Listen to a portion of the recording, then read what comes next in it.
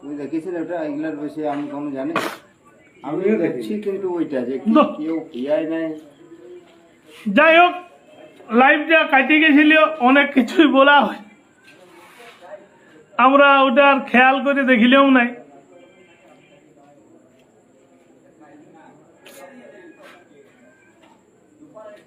বহুত আগে ওটা পিয়া হয়েছে, প্রথম থেকে যে তোমার দেখুন কমিউনিটি তারপর মানে শেষটা দেখুন একটু। মোটে একটু হ্যাঁ, তাই তো আমি বলি লাইভটা ডিস্টার্ব হইলে কি করি। কি হচ্ছে দেখ, এত পরিশ্রম এত আবেগ নিয়ে বললাম, এটা ফাঁকে গেল। ফাঁকে গেল। আমি বলি লাইভটা হয়েছে, তো তোমরা কেউ দেখো নাই? না, আমি দেখছি। দেখুন কমিউনিটি হয়েছে, তারপর তো আমাকে বলো বলো বলো কোনখান থেকে আমি ছিলাম। দেখ কমিউনিটি আগেরটা দেখো।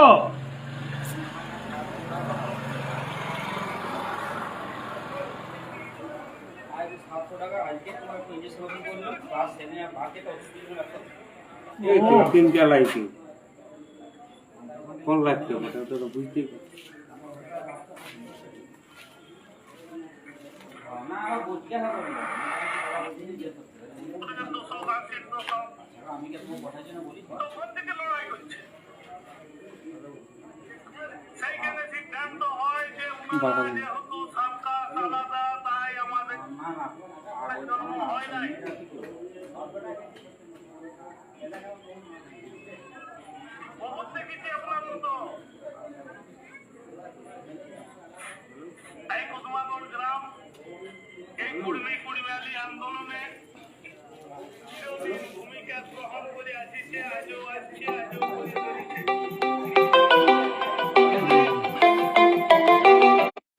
চালালে শুনতে পাওয়া যাবে, তখন তো আর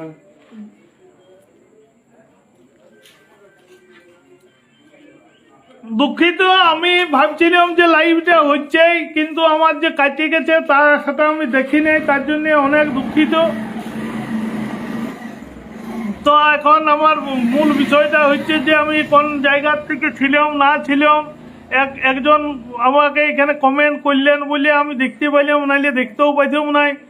এমন এক সিচুয়েশনে পড়ে গেলাম যে বিপদের শেষ নেই, লাইভটা যে হয়েই নেই সেটা আর আমার হুঁশেই নেই। আজকে এরকম মানে মাথা গরম করা পরিবেশ তৈরি হয়ে গেছিল। তো আমি যে জায়গাগুলোয় ছিলাম এটা ডবল হয়ে যাবে কি আমি বুঝতে পারছি না। যাই হোক, মুডটা অন্যদিকে চলে গেল। এতক্ষণ ধরে লাইভটা হইলই নেই আর আমি বকেই চললাম। হ্যাঁ, তো আমি যে বিষয়গুলোয় ছিলাম, যে অনেক মানে হুলহুলি, আমি যে মানে ডবল হইতেও পারে ভাই, মানে বা যারা দেখছেন তারা কেউ কিছু মনে করবেন নাই, কারণ লাইভটা যে আমার কাটিয়ে গেছিল ওইটা আর বুঝতেই পারিনি। ভাবছি লাইভ চলছেই, আর অভিজ্ঞতা একটু কমেই বটে। আমরা মানে আমি তো প্রথম থেকে সারেন্ডার হয়েই বলছি, আমরা শিক্ষা দীক্ষা অতটা উন্নত লই, আর সমাজকে পথ দেখাবার মতো আমার যোগ্যতা ক্ষমতাও নাই। আমাদের সমাজে অনেক উচ্চ শিক্ষিত মানুষ আছেন, অনেক বুদ্ধিমান মানুষ আছেন, যাদের বুদ্ধি পরামর্শ নিয়ে আমরা চলি। আমি আবার বলছি, আমি বিশেষ করে গুরচার ভূমিকা পালন করছি।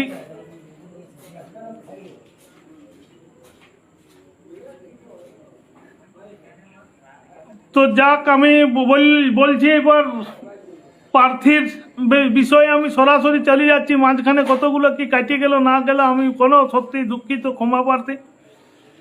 ঝাড়গ্রামে মানে আমাদের এই প্রার্থী নির্বাচনকে কেন্দ্র করে যেহেতু সমস্যাটা, আমি প্রার্থী নিয়ে একটু বলছি।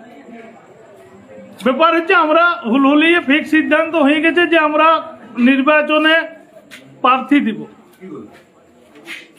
এটা মানে সমাজের মানুষকে আগে আমরা কথা দিয়েছিলাম যে 20 লক্ষ মানুষের উপস্থিতি আমরা ঘটাবো, এবং সেইখানে সে মানুষ যা সিদ্ধান্ত দিবে সেই সিদ্ধান্তে সমাজ আগামী দিনে চলিবে, এটা আমাদের ঘোষিত নীতি। যে কারো একজনের ব্যক্তিগত মত নিয়ে পথ নিয়ে সমাজকে আমরা পরিচালনা করিব নাই। এখানে কেউ কেউ মনে করছে যে সমাজের মানে ওরা সব বটে, আমরা কিছুই নেই। আমরা সমাজের কি বলবো, এখানে সমাজকে আমরা একটা ভালোবাসে, সমাজের যা নির্দেশ সমাজ আমরাকে দিচ্ছে আমরা সেই মতো চলছি। এটা আমরা সেটাকে কার্যকরী করছি, এটা হচ্ছে আমাদের মূল বিষয়।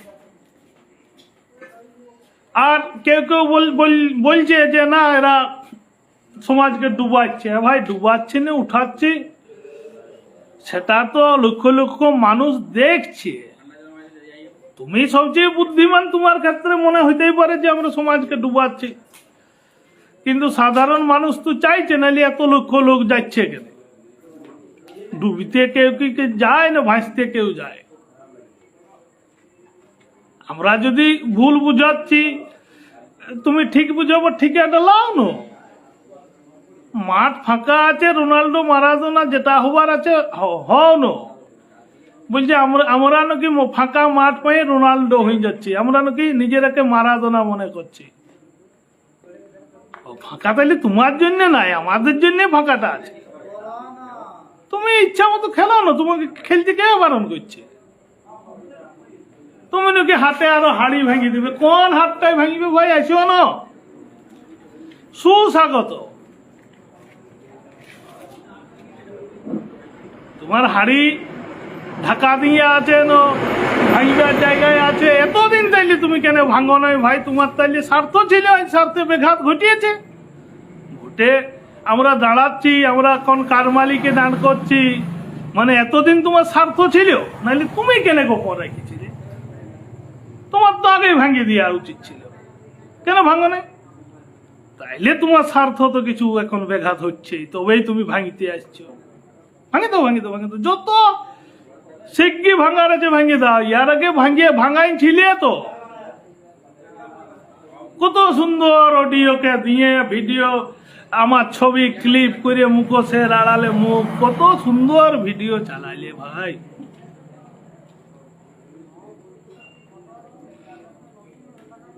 পরে দিতে পারছি আমার এই নেগেটিভ প্রচার যত করবে না, আর মানে তোমরা নিজেকে সবচেয়ে বেশি বুদ্ধিমান মনে করো, কিন্তু ওই অডিও ক্লিপের সাথে কথোপকথনের কোনো সম্পর্ক ছিল? সে বুদ্ধিটা অন্য লোকের আছে, আপনাদের না থাকলেও। প্রতিবাদ কিন্তু করেন না সঞ্জয় মাহাতো তো এইটা বলে নেই অডিও, তাইলে উয়ার কেন ছবি ছাটানো হইল? উয়াকে কেন মুখোশের আড়ালে মুখ বলা হইল? প্রতিবাদ তো তখন আপনাদের মতো লোকের। কেউ বলছে রাজা তোর কাপড় কোথায় বলার মতো এই কতগুলা নেতার নাকি ক্ষমতা আছে। এই তো রাজার কাপড় কোথায় আমরা দেখিলাম, কারণ উহার সাথে উঠে বস করে খাওয়া দাওয়া পিনিয়ে সবাই চলে না। তাকে প্রতিবাদ কিন্তু করে না। প্রতিবাদটা কাকে করছে না? আদিবাসী কুর্মী সমাজ কেন এত মাহাতো লোক থাকতে কারমালিকে প্রার্থী করল? আরে ভাই কারমালিকে প্রার্থী কেন করল? সেটা তো আদিবাসী কুর্মী সমাজের মিটিংয়ে সিদ্ধান্ত হয়েছে কারমালিকে করার জন্য। না মানলে কি যায় আছে আমাদের?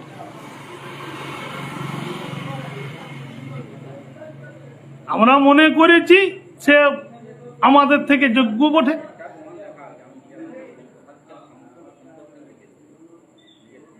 আমাদের যে সমস্ত নামগুলো উঠে আসছিল তাদের মধ্য থেকে সেই কমিটি, সেখানে যারা উপস্থিত ছিলেন, নির্বাচনে যারা অংশগ্রহণ করেছিলেন, তারা মনে করেছে বটে।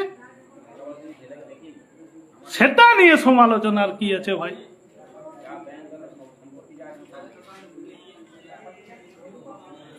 পঞ্চায়েত নির্বাচনে আমরা তো দেখিয়েছি গতবারে একটা সংগঠন সিদ্ধান্ত নিল যে আমরা প্রার্থী করব পঞ্চায়েত নির্বাচনে, করেছে, অতি উত্তম। কিন্তু কোন এক নেতা যখন জেল থেকে বলল না এটা আমরা করছি না, প্রার্থী নির্বাচন করছি না, কেউ তো বলেছিল যে ও পুলিশের চাপে ওর মাথাটা গেছে, আমরা বলিনি। যখন ঝাড়গ্রামে প্রতিবাদ সভা করা হয়েছিল, এই আদিবাসী কুর্মী সমাজের কোনো সমাজকর্মী জেলের প্রতিবাদে ওখানে করেনি, কিন্তু ভূমিকা কে নিয়েছিল? আদিবাসী কুর্মী সমাজ। অন্যরা কেউ নেই। দিলীপ ঘোষ যখন বলেছিল, আমাদের সংগঠনের আন্দোলনকে বলেছিল কি?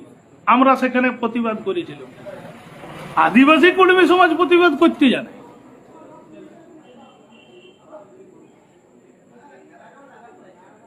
আদিবাসী কুর্মী সমাজ প্রতিবাদ করতে জানে, আর সমাজের সম্মান রাখার জন্য পঞ্চায়েত নির্বাচনে যে সিদ্ধান্তটা করেছিল, সেই সিদ্ধান্তকে কার্যকরী করেছিল আদিবাসী কুর্মী সমাজ।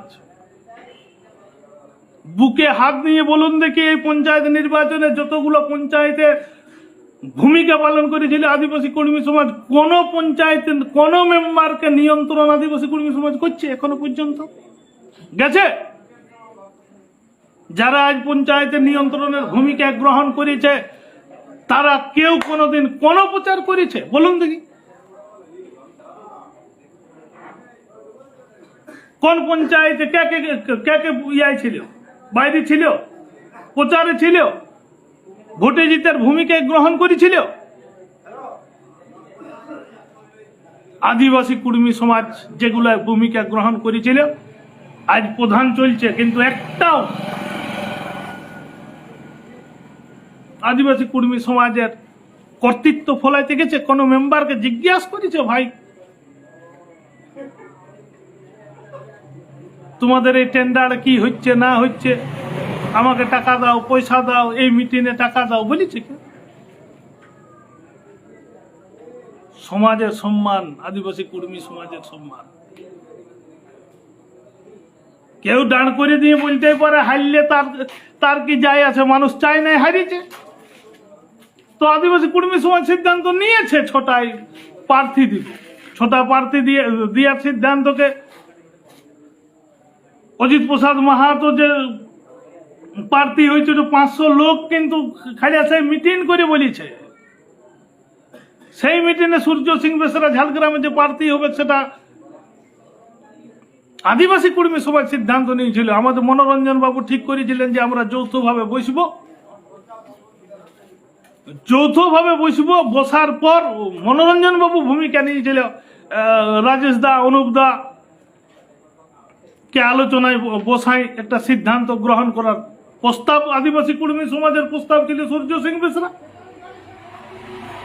অনুপদার সাংগঠনিকভাবে প্রস্তাব ছিল যে আমরা আলোচনা করেছি, আগে মিটিংয়ে ওনারা আলোচনা করেছিলেন বরুণ মাহাতো। অনুপদা বললেন যে সব দিক থেকে ফিটে সূর্য সিং বেসরা, কিন্তু আমরা একটা মাহাতো পদবীর প্রার্থী চাইছি ঝাড়গ্রামে, এটা ঝাড়গ্রামবাসী চাইছিল। তাহলে মাহাতোর এসটির প্রার্থী খোঁজার প্রসঙ্গ এসেছিল। ঝাড়গ্রামকে অনেক দায়িত্ব দেওয়া হয়েছিল, অনেক নেতৃত্ব বিভিন্ন জায়গায় যোগাযোগ করেছে যে মাহাতো পদবীর এসটি সার্টিফিকেট যুক্ত অনেক লোক আছে। কেউ প্রার্থী হইতে যখন রাজি হইল নাই, তখন আমাকে বলছে তুমি দিতে পারবে প্রার্থী? আমি বলি অবশ্যই দিব। আমি মৌমিতা মাহাতোর সাথে যোগাযোগ করি এবং ওই 10 মিনিটের সিদ্ধান্ত নিতে বাধ্য করেছিলাম একটা মহিলাকে। তার ঘরে 10 জনকে পাঠায়, শ্বশুরকে বুঝায়, স্বামীকে বুঝায়, এবং সেখানে সিদ্ধান্ত হয় যদি মৌমিতা মাহাতো স্কুটনিতে পাস করে ওই প্রার্থী থাকবে, বরুণ মাহাতো লাগে। কিন্তু বরুণ মাহাতোকে নিয়ে আসে প্রচার প্রসার এমন ভাবে করে দেওয়া হলে, হাইলাইট করা হলে যে মৌমিতা মাহাতো যেমন দ্বিতীয় অপশন।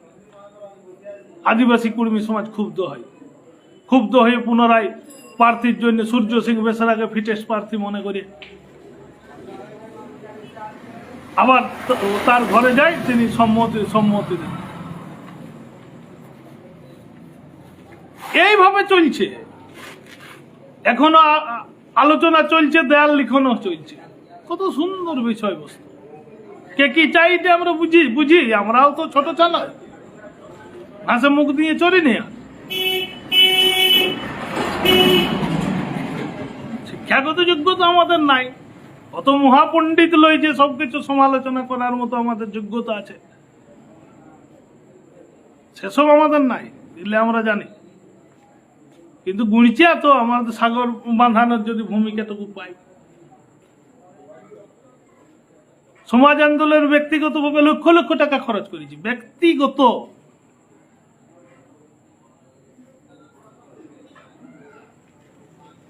মারিয়ে খাওয়ার গল্প, হাঁড়ি ভাঙার গল্প, ভাই যত ইচ্ছে হাঁড়ি ভাঙো, সুস্বাগত।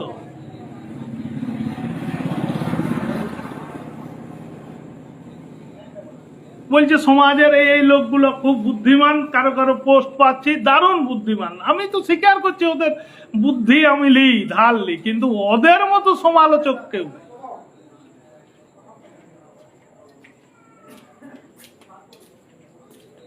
সারাদিন যদি কুয়াটা তাড়ি আর সন্ধ্যা বেলায় ভাতায় দিই দাদা,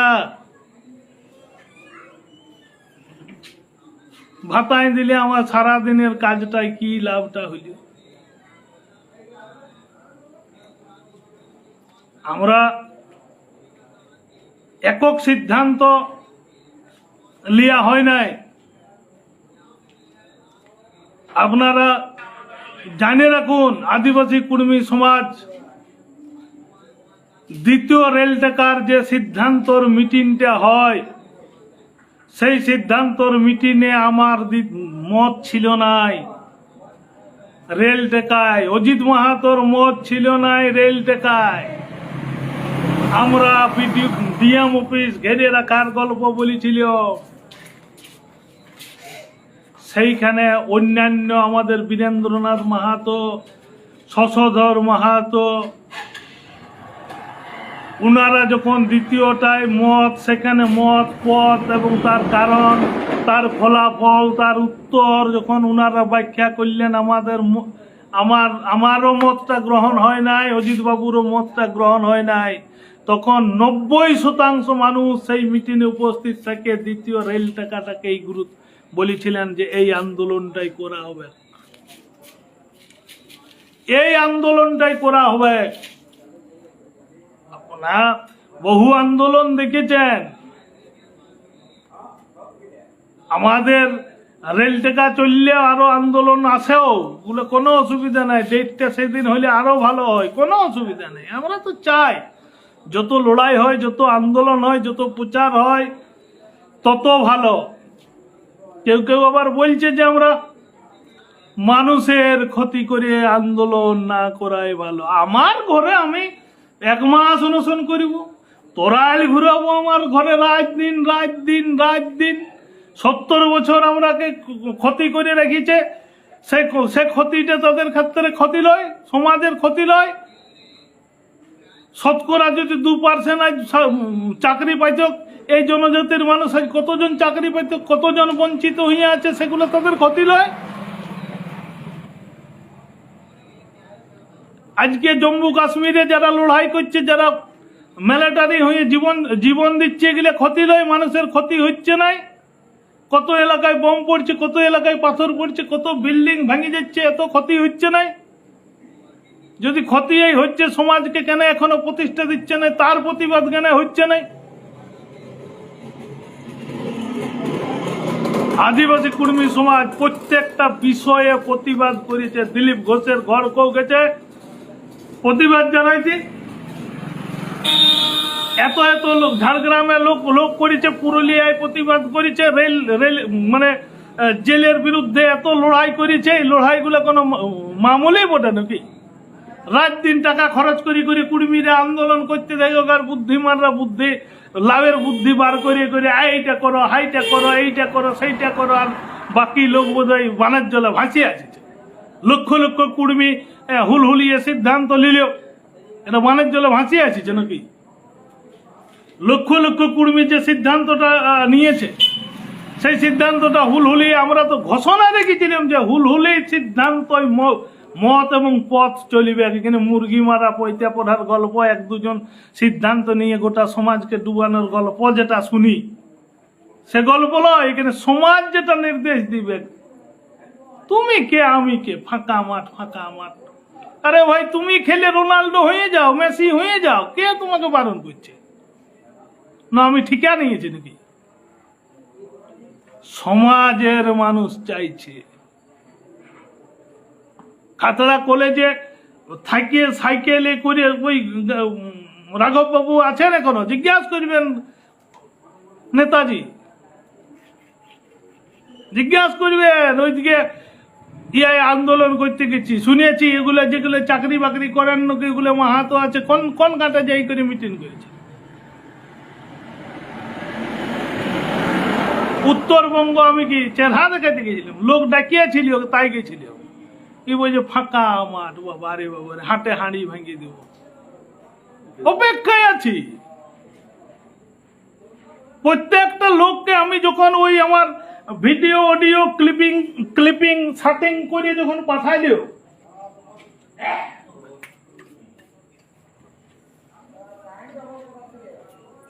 সেটিং করে পাঠানোর পরে আমি সেই এই প্রতিবাদী মানুষগুলো বড় বড় পোস্ট দিচ্ছিল, বড় বড় পোস্ট লিখে যে এই লোকগুলোকে নাম ধরিয়ে লিখিয়ে পোস্ট দিয়ে, কিন্তু আমি তো বলছি যে ওই ক্লিপিং এর ভাষা আর ক্যাপশনে মিল ছিল, তখন প্রতিবাদের ভাষাটা কোথায় ছিল? রাজা তোর কাপড় কোথায় বলার লোকগুলো কোথায় মুখ লুকাইছিল, তখন কোথায় মুখ লুকাইছিল? তাদের উপস্থিতিতে আমি মিটিং করেছি, সেখানে বলেছি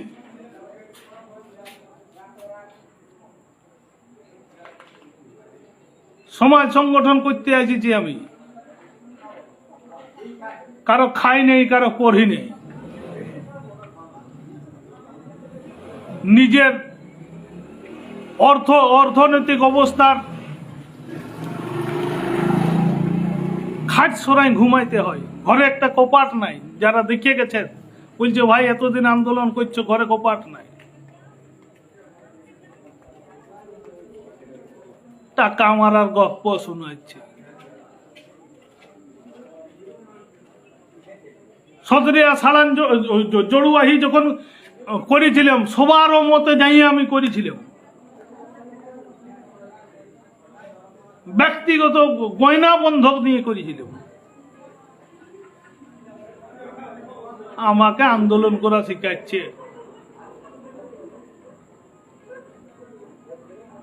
অর্থনৈতিক ভাবে আমি বলছি তো, উত্তরাধিকার সূত্রে প্রাপ্ত লয় আমি 2011 সাল থেকে নিজের জুতা, নিজের ছাতা, নিজের প্যান্ট, নিজের জামা নিজে রোজগার করি, মাটি কাটে মুনিশ কাটে আমি তৈরি, নিজের পরিচয় নিজে খাটিয়ে তৈরি করেছি। বাপের পরিচয় দিতে হবে, জেঠার পরিচয় দিতে হবে, দাদুর পরিচয়ে আমি পরিচিত, গৌরবান্বিত হই। প্রথম প্রজন্মের আমি বলছি, আজ 6 নম্বর প্রজন্ম আমার কুদমাগড়ে বসবাস করা, আমি প্রথম গ্রাজুয়েট।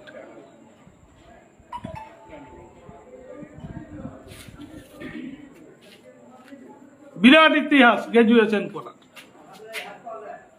এক মাস্টারমশাই বিভূতি বাবু, আমি গল্পগুলো আগে বলা হয়েছে না, আমি তো বুঝতে পারছি না, কারণ লাইফটা আমার কাটিয়ে গেছিল। বলেছিলেন যে আমার ছেলে মেয়েকে যদি টিউশনি পড়াও মাসে 300 টাকা দেবো। আমি বলি মাসে হলো ডেলি 10 টাকা আমাকে লাগে।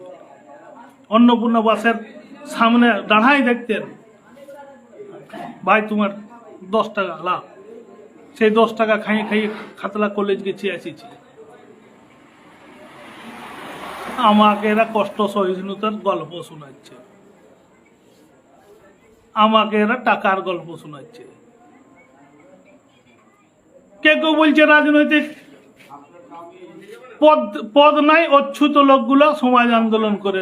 দারুণ ব্যাপার তো, এই অচ্ছুত লোকগুলোর কোথায় লক্ষ লক্ষ লোক জমায়েত হচ্ছে ভাই, আর তোমরা রাজনৈতিক পদে থেকে রাজনৈতিক স্বার্থে ব্যাঘাত ঘটছে এই প্রার্থী দিয়ে আসতে, তাই তোমাদের এত জ্বলন লাগিয়ে যাচ্ছে। হ্যাঁ, তোমার রাজনৈতিক স্বার্থে তোমার রুজি রোজগার চলে, রাজনৈতিক স্বার্থে বলে তোমার এত অসুবিধা হচ্ছে নাকি?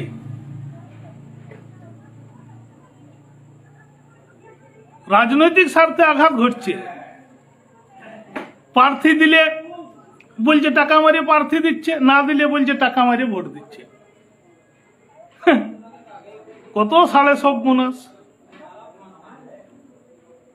যাই হোক, তবে হুলহুলির এইবারে টাকা মারার গল্পটা একজনেই মাত্র বলেছে, বাকিগুলো বলে নাই।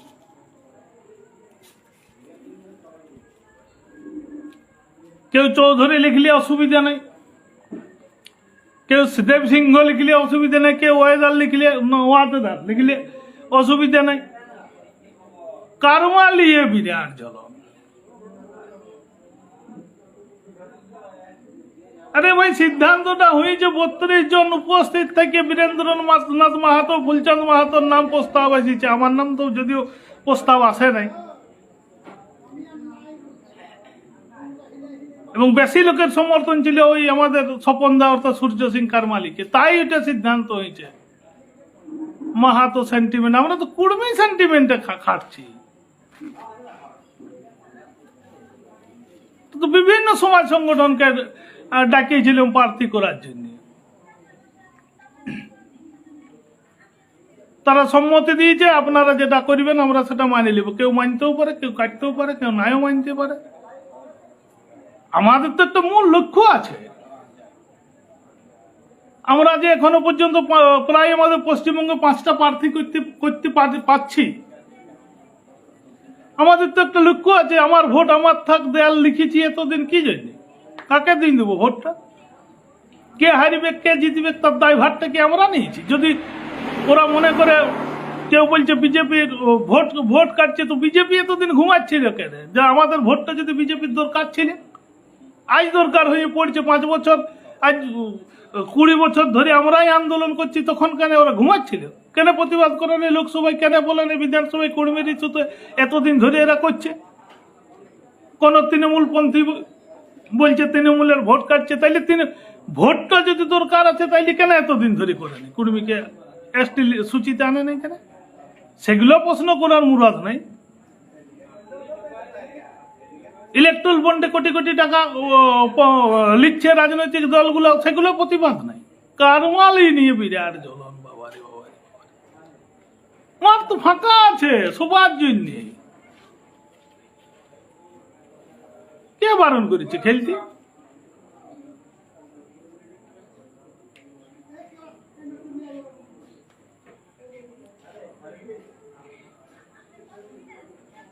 বহু সহ্য, বহু ত্যাগ তিতিক্ষা নিয়ে আমরা লড়াই আছে। কিছু সমালোচক, লক্ষ লক্ষ মানুষ কি করে উঠছে। কেউ তো বলছে না আমরা একটা হুলহুলির মহাসভা করিব, ওরা করেছে, কিন্তু না। আমরা একটা রেল টিকা করিব ওদেরকে ছাপায় বেশি লোক নিয়ে, কিন্তু না। ওরা 2টা ট্রেন ভাড়া করে দিল্লি আন্দোলন করেছে, আমরা 4টে ট্রেন ভাড়া করে আন্দোলন করিব, কিন্তু না। বেলুন তখন চুপসে যাচ্ছে।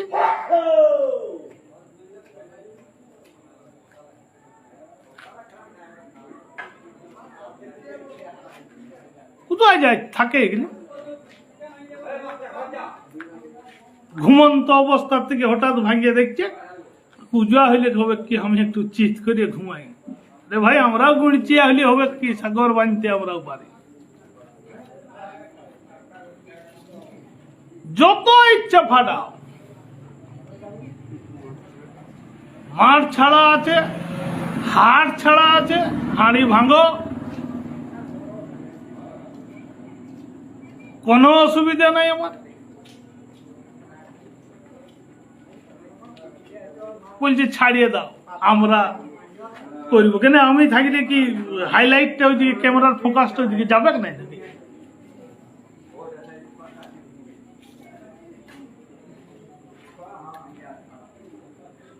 চটি ক্ষয় করে পরিচিতি লাভ করেছি, চটি চাটিয়ে লয়। এটা অহংকার, এটা গর্ব।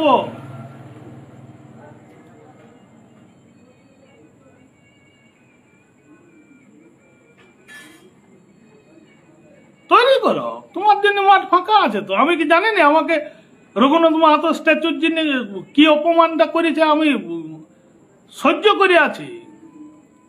বলেছিলাম সভাটা কি করে শুরু করো দাদা, যেখানে তোমার কি ভাষণ দেওয়ার সময়টা কমে যাচ্ছে। হায় ভগবান, কত অপমান। 500 চাঁদা আমিও দিয়েছিলাম।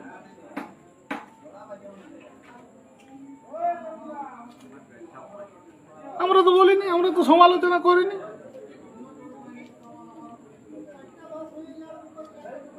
রাজনৈতিক নেতারাকে ডাকিলে সমস্যা নাই, সেখানে রাজনৈতিক নেতাদেরকে, সমাজ নেতাদেরকে ডাকিলে সমস্যা, সেটাও আমরা মানিয়ে নিয়েছিলাম। যাক,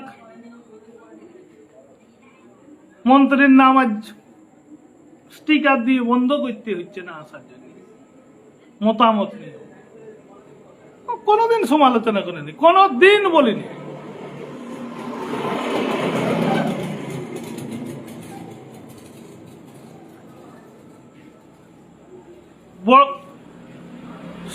সমাজ সংগঠনে বড় বড় পদ হোল্ড করে গা ঝাড়া নিয়ে পালানোর লোক আমরা লই।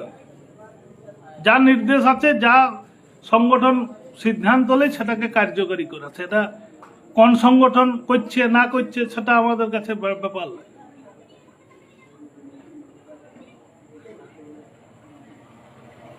আমরা সব সংগঠনের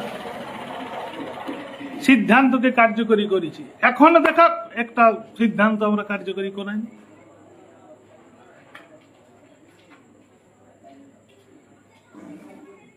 সমালোচনার একটা পদ্ধতি আছে, একটা সিস্টেম আছে, সমান আলোচনা খোলা আছে তোমার। আমাদের সিদ্ধান্ত হয়েছিল যে আমরা এইখানে প্রার্থী দিয়ে নিজের ভোট নিজের থাক, যে স্লোগান দেয়ালে এতদিন লিখে লিখে আসিছি সেটাকে কার্যকরী করিব, সেটাকে আমরা করছি।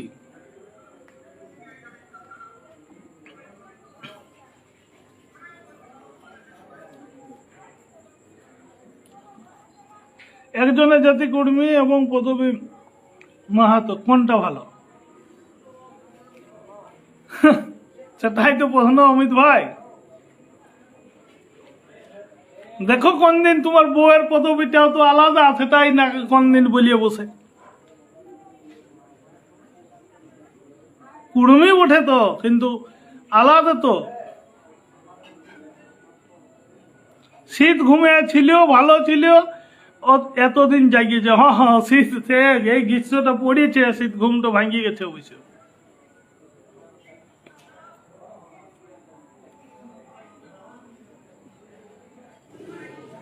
তারপর জয়গুরাম, জয়গুরাম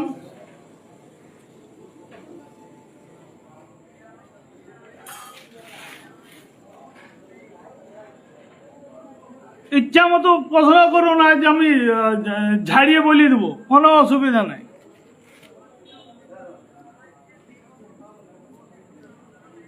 ঝাড়িয়ে বলতে আজ আমি রাজি আছি।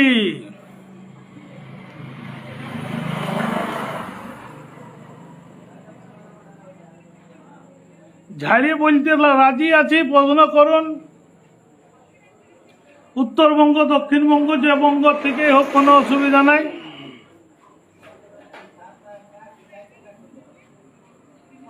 দারুণ ভালো আছি, নাইলে আজ এত বড় ক্ষোভ অভিমান আসতে পারতাম নাই। পলয় মাহাতো, দাদা ভালো আছো? ভালো আছি।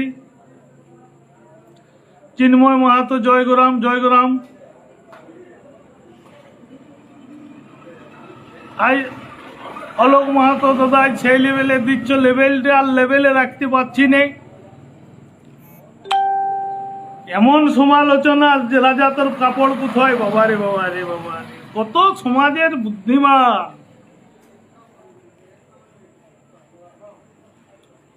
আমরা তো বুদ্ধি ঢাল নিয়ে চলছি, দারুণ, ওদেরকে সম্মান জানাচ্ছি, ঢাল নিচ্ছি, কিন্তু সারাদিন কুয়া খুঁড়িয়ে সন্ধ্যাবেলায় বন্ধ করে দিয়া বুদ্ধিমান। আপন স্বার্থে নিজের নেতাকে পাগল বলতেও এরা পিছপা হয় নাই। পুলিশি চাপে নাকি পাগল হয়ে গেছে।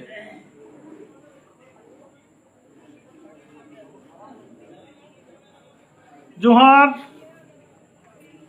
প্রণব মাহাতো, 16 কারেক্টে না উঠছেই আমার সব সময়। তো যাই হোক, আমাদের ওখানে 2 লক্ষ বলছি, লক্ষ লক্ষ মানুষের উপস্থিতিতে সেই সিদ্ধান্তটাকে কার্যকরী করছি। সেই হিসাবে আমরা স্বপন দা অর্থাৎ সূর্য সিং কারমালিকে প্রার্থী করেছি। কারো আপত্তি থাকতেই পারে, কিন্তু কারো কোন টাইটেল লিখবে না লিখবে, তালিবানি শাসন জারি করে নিজের, তাইলে যারা মহন্ত লেখে উড়িষ্যা, যারা মাহাত্ম লেখে আসামে, এখানে বাঁকুড়ায় মাহাত্ম লেখে, পুরুলিয়ায় মাহাত্ম লেখে, ঝাড়খণ্ডে মাহাতো এরকম লেখে।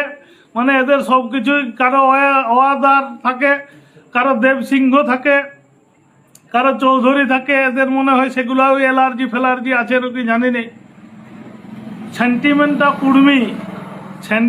কুর্মি, তাদের কুর্মি আছে না নাই আমরা সেইটা আগে দেখে নিয়েছি, তারপরে আমরা সিদ্ধান্ত করেছি এটা। আর সেখানে সিদ্ধান্ত যারা ছিল 32 জনের উপস্থিতিতে আমাদের প্রার্থীটা নির্বাচন হয়েছে। আমাদের এখানে একটা মূল লক্ষ্য আছে যে আমরা 2026 সালের যে বিধানসভা, সেই বিধানসভায় আমরা আমাদের এই দরদামটা মিটাই নিতে চাইছি। দরদাম মানে তো আপনাদের কাছে আর টাকার গল্প শুনি যে এত টাকা মারিছে, এত টাকা। কে টাকাটা দিবে ভাই? আমাকে দাও না, তাইলে তো ভালোই হইতো। ডাক্তারও ভালো করে দেখাইতাম আর ঘরটাও একটু সারাইতাম, কুপার ঝালগুলো লাগাইতাম। টাকা মারতে গেলে একটা যোগ্যতা লাগে, সে যোগ্যতা আপনাদের তাইলে নাই নিশ্চয়ই, নাইলে কেন টাকাটা দিচ্ছে না? ভোটে দাঁড় করলে টাকা মারছে না, দাঁড় করলে বলছে ও আগে বিকাই গেল। এরা গাহল খুঁজে বলে কিছু তো একটা বলতে হবে। ঘুমন্ত ওরা জাগিয়ে উঠে যাচ্ছে হঠাৎ।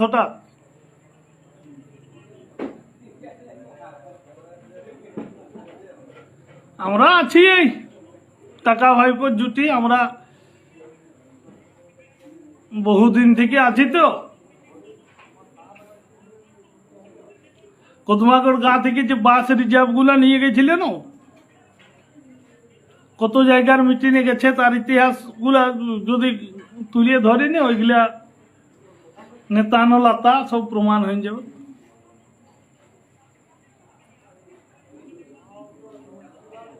আর আমাদের কথাটাই মানিয়ে নিতে হবে, কিরকম কোনো ব্যাপার বলে নাকি? মাঠ খুলুয়া আছে না, শুধুই সমালোচনা, সমান আলোচনা, শুধুই সমালোচনা, সমান আলোচনা। সুস্বাগত। গত রেল টেকা আন্দোলন সুপার ফ্লপ হবে লিখে রাখো। কিছু লোক নিজেদের ব্যবসাকে স্মুথ করার জন্য চালাচ্ছে কুর্মী আন্দোলনে, এরকম বলিবার লোক স্ক্রিনশট নিয়ে রাখো। সুপার ফ্লপ বলিয়েছে কতবার, কিন্তু মানুষ জানে কারা কি করে, কারা না করে। যখন চারদিকে ধানের ছুট লিখছিল, তখন আন্দোলন করছিল, তখন এই আদিবাসী কুর্মী সমাজে আন্দোলন করেছে। সারের দুর্নীতি হচ্ছে, আদিবাসী কুর্মী সমাজ আন্দোলন করছে। বালি দুর্নীতি হচ্ছে, আদিবাসী কুর্মী সমাজ আন্দোলন করছে। আমরা কি কয়লা চুরি, বালি চুরি, গরু চুরি, চাকরি চুরির বিরুদ্ধে লড়াইটা করছে নাকি? আমরা কি 100 দিনের কাজ দেই না, ইট ভাটা বন্ধ হয়ে যাচ্ছে, এর জন্য আন্দোলন করছে নাকি? আমাদের আন্দোলন তো পরিচিতি ফিরে পাওয়ার আন্দোলন। আমাদের আন্দোলন তো এসটি সূচিতে অন্তর্ভুক্তির আন্দোলন।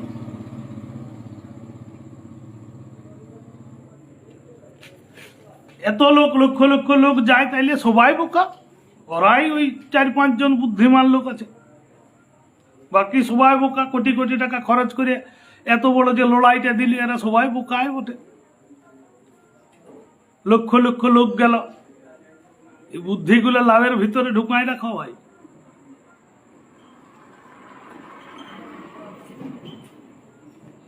লাভের ভিতরে ঢুকাই রাখো বুদ্ধিগুলো, বাইরে প্রকাশ পাই গেলে পাছে অসুবিধা হয়।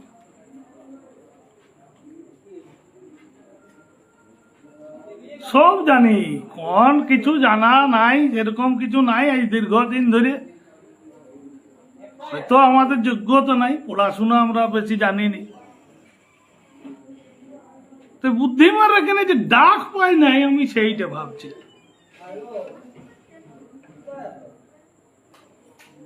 বিভিন্ন জায়গায় তো ডাক পাইতো, এত এত বুদ্ধিমান, এদের তো ওইখানে থাকার কথাই লয়। আমার তো মনে হচ্ছে এদের মুখ্যমন্ত্রী, প্রধানমন্ত্রীর উপদেষ্টাতে এদের চাকরি করা দরকার ছিল। এত বুদ্ধিমান, বাকি ওইখানে যে 25-30 জন হাই স্কুলের হেডমাস্টার ছিলেন ডুরকুর সবাই, যারা পরামর্শ দিলেন এই পথে গেলে ঠিক হবে, তাদের মধ্যে পদগুলোর কোনো দাম নেই। 3টা রাজ্যের এত নেতা এত আলোচনা, রাত দিন আলোচনা করলে তাদের কথার কোনো মর্যাদা নাই বোধহয়। ব্রেকে একটু ইয়া কর, তারপর আমি আরো আসছি। আজ সারা রাত চেঁচাবো, দেখি কি কতদূর কি হচ্ছে। ঠিক আছে, এখন বীরেন্দ্রনাথ মাহাতো একটু বলুন। জোহার। ঘটনা হচ্ছে, আজকে দীর্ঘ 75 বছর বলুন, 76 বছর বলুন, কেউ কেউ 77 বছরও বলিবে, বা তারও বেশি হোক, চাই কিছু কম হোক, আত্মপরিচিতি না থাকার কারণে এই সমাজ এই দীর্ঘ সময়ব্যাপী কত মানুষের প্রতিভা, কত অভিভাবক অভিভাবিকাদের স্বপ্ন অকালে অচিরে ধ্বংস করেছে। বিভিন্ন এই বৃহৎ সময়ের ব্যবধানটা, এই ব্যবধান সময়ে বিভিন্ন শাসক শ্রেণী দ্বারা এই জনজাতির মানুষের সম্মান, এই জনজাতির অভিভাবক অভিভাবিকাদের স্বপ্নকে ধ্বংস করা, বিভিন্ন যুবক যুবতীদের বিভিন্ন বিষয়ের উপরে যে প্রতিভা, গান, নাচ, খেলাধুলা, সমস্ত বিষয়ে এই কমিউনিটির মানুষকে যেভাবে বঞ্চিত করেছে, সমালোচক যদি কেউ হয়ে থাকে, তাহলে সেই বিষয়ের সমালোচনাটাই হচ্ছে ন্যায়সঙ্গত সমালোচনা। এই সমাজে যারা আজকে এই দীর্ঘ সময় ব্যবধানের বঞ্চনার বিষয় নিয়ে কথা বলছে মানুষের কাছে, কে বলছে, কখন বলছে, কিভাবে বলেছে, তার যে ইতিহাস, সেই ইতিহাস কিন্তু মানুষের কাছে জানা। যে কারণের জন্য আজকে আপনি যতই নিজের বুদ্ধিদীপ্তির কথা বলে থাকুন এবং নিজের বুদ্ধি নিয়ে মানুষকে বোকা মনে করে থাকুন, মানুষ কিন্তু বোকা নয়। মানুষ নিজের জায়গায় দাঁড়ায় থেকে তারা কিন্তু দীর্ঘ সময়ের ব্যবধানে প্রতিবাদ কারা কিভাবে কখন সময়ের সঙ্গে সঙ্গে করে এসেছে, তা কিন্তু সবাইয়েরই কম বেশি জানা। যার ফল হিসাবে হুলহুলিতে লক্ষ লক্ষ মানুষের উপস্থিতি, যার ফল হিসাবে দুবার রেল অবরোধের মতো বৃহৎ কর্মসূচি সংগঠিত করা এবং মানুষের ত্যাগ সেখানে দেওয়া, সেই যাদের ত্যাগের মধ্য দিয়ে দীর্ঘ এত বড় একটা আন্দোলন সংগঠিত হয়েছে, সেই সমস্ত ত্যাগী মানুষরা আজকে তারা তাদের আত্মপরিচয় ফিরে পেলে এই সমাজ সহ এই দীর্ঘ সময়ের যে বঞ্চনা, সেটা দিয়ে কিন্তু তাদেরকে যে একদম পুষিয়ে দেওয়া হবে। অর্থাৎ আমি বলতে চাইছি যে সেই ত্যাগী মানুষগুলাকে যে একদম সোনায় মুড়ে দিবে, এমনটা কিন্তু নয়। আর এই ধারণা নিয়েও তারা সেখানকে যায় নাই। স্বাভিমান প্রতিষ্ঠার জন্য তারা সেখানে গেছে। সেই স্বাভিমান বোধ যাদের থাকবে, সেই স্বাভিমান সঙ্গে যাদের আছে, তারা সমালোচনা করার যোগ্য বলে আমি তাদেরকে মনে করি। বাকি অনেক আছে, অনেক থাকবে, থাক, তারা কিন্তু সমালোচক হিসাবে তাদেরকে আমি অন্তত ব্যক্তিগতভাবে সমালোচক বলে আমি মনে করি নি। নিছক আমার প্রতি কারো ব্যক্তি আক্রোশ, ক্ষোভ নানা সময় নানা কারণে হয়ে থাকতেই পারে, কিন্তু সেই ব্যক্তি কারণের ক্ষোভটাকে আজকে এই সমাজকে ঢাল করে সেই ব্যক্তি আক্রোশ, সেই ব্যক্তি ক্ষোভকে মেটানোর যারা চেষ্টা করছেন তারা ভুল করছেন। আমি আবেদন করব এই মাধ্যমের মধ্য দিয়ে যে আপনারা আপনাদের বিবেককে পরিষ্কার করুন, বিচারধারাকে আপনারা পরিষ্কার করুন। মানুষকে বোকা ভাববেন নাই, মানুষ বোকা নয়। আরও বলছি, যদি এরপরেও কেউ বা কারা বা কখনো কোনোদিন কেউ মানুষকে বোকা মনে করে থাকেন, তাহলে দেখবেন সময়ের সঙ্গে আপনি নিজেই তাদের কাছে বোকা বনে গেছেন। মানুষ কিন্তু বোকা নয়। চাষবাস করে খাক, চাকুরিজীবীর মধ্য দিয়ে সে তার সংসার যাপন করুক, আরও অন্য কোনো মাধ্যম রয়েছে সেই মাধ্যম দিয়ে সে তার দিনাতিপাত করুক। শ্রমজীবী মানুষ, মেহনতি মানুষ যে যেখানে আছেন সবাই কিন্তু তারা লক্ষ্য করছেন যে কারা কোন জায়গায় কিভাবে সময়ের সঙ্গে এই প্রতিবাদ করে আছে। তাইলে লাইভটা অনেকক্ষণ হয়ে যাচ্ছে, তাহলে সবাই একবার বলুন যে তোমাদের যত জ্বলিবে আমাদের তত চলিবে, নাকি? আর কুঞ্জর চিত হয়ে শোয়ার ইচ্ছা জাগলেই আমরা তো ঘুরছি, আমাদের সমুদ্র বাঁধার ইচ্ছা জাগিবে কি। যদিও স্ট্যান্ড পয়েন্টে ওরা এক থাকে নাই, কারণ সুপার ফ্লপের পরে বলছে ভাগ্যে তোমরাকে রাখাইছিলাম, তার জন্য এত ভালো হয়েছিল। তাইলে যত তোমার জ্বলিবে তত আমাদের চলিবে। আর আমরা সমাজের প্রতি দায়বদ্ধ, তোমার প্রতি নয়, সমাজের প্রতি দায়বদ্ধ। সমাজ যেটা ভালো মনে করিবে, যেটা আমরাকে অর্ডার করিবে, আমরা সেটা কার্যকরী করার জন্য জন ধন মন দিয়ে। আরামে আছো, সুখে থাকো, আরো সুখে থাকো, আরো শ্রীবৃদ্ধি কামনা করি। বড় বড় চাকরি পাক, কারণ ওই বুদ্ধিমানদের প্রতিভায় ছোট ছোট চাকরি এইগুলো আমরা চাইছি না। বড় বড় চাকরি শ্রীবৃদ্ধি কামনা করি, আর জলুক আমাদের চলিবে কি। হ্যাঁ, ধন্যবাদ। জোহার। ইচ্ছা ছিল নাই,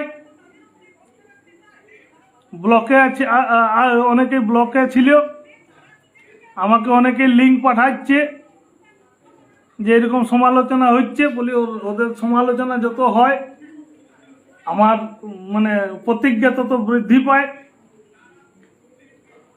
এই কি বলবো, শেষ সময় আছে, আমার কাকুকে গায়ে লাগার উদ্দেশ্য নাই, কিন্তু মাঠ ফাঁকা আছে, রোনাল্ডো হয়ে যাও, আর আমরাকে ছাড়িয়ে দিতে হবে, তবে তোমরা ফাঁকা পাবে। মানে ফাঁকা নাই, ছাড়িলে ফাঁকা হবে, এরকম যে মন্তব্যগুলো আসছে। আর সুস্বাগত হাঁড়ি কোন হাটে ফাটাবে সেইখানে আমরা অপেক্ষা করে থাকবো। হাঁড়ি যত ফাটাচ্ছে ফাটাও। আর এই লাইভের মধ্য দিয়ে আমরা বলছি আদিবাসী কর্মী সমাজের সমস্ত সমাজকর্মীকে অনুরোধ করছি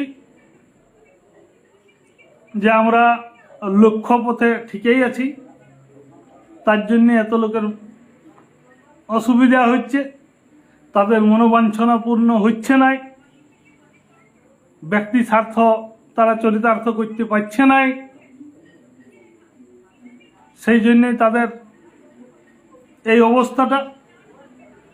আর তারা কেউ চায় নাই যে তাদের সামনে আরো কিছু মানুষ চাকুরিজীবী হইয়া উঠুক। কিছু লোক, এটাই ওদের ইসের কারণ। আমরা চাকরি বাকরি করি, আর কেউ পাক, সমাজ প্রতিষ্ঠা পাক। আমি চাকরি করি, আমি যেমন হাঁটি যাওয়ার সময় সবাই ভাবে যে আয় দেখো সমাজের প্রতিষ্ঠিত লোক চাকরি করে, বুদ্ধিমান। চাকরি না পেলে সমাজে কিন্তু কেউ বুদ্ধিমান বলবে।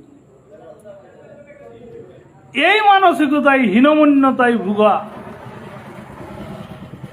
কিছু রোগীকে পরবর্তীকালে হয়তো ট্রিটমেন্ট করতে যাইতে হইতে পারত, তাহলে হীনমন্যতা কাটাই দেওয়ার জন্যই কিন্তু আমার এই লাইফ।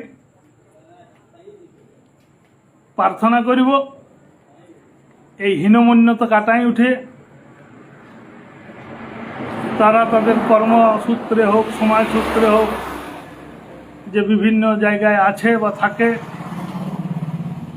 সে জায়গায় সুপ্রতিষ্ঠিত হোক